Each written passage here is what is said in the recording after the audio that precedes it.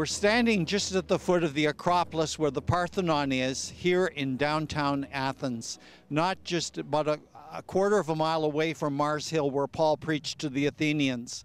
This is a hugely cultural, rich place in history. The Parthenon is magnificent. How could Paul ever appeal to this Greek culture that was so sophisticated? This culture that founded the first democracy had these magnificent temples to the pagan mythological gods. How could he appeal to the Greek philosophers, the playwrights, the poets, and those who formed this great culture? How could Paul do that? Our tour guide said that the Athenians and the Greeks as a whole were very open-minded.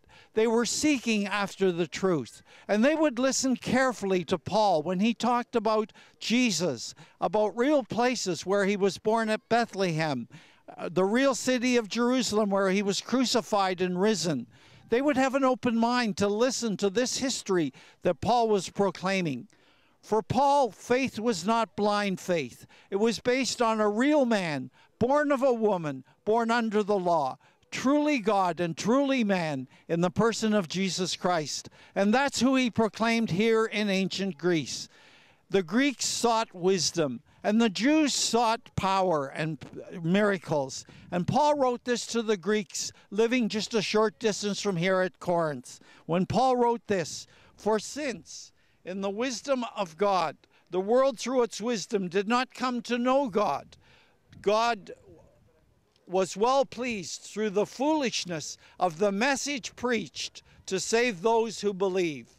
For indeed Jews ask for signs, and Greeks search for wisdom, but we preach Christ crucified, to Jews a stumbling block, and to Gentiles foolishness, but to those who are called, both Jews and Greeks, Christ, the power of God and the wisdom of God."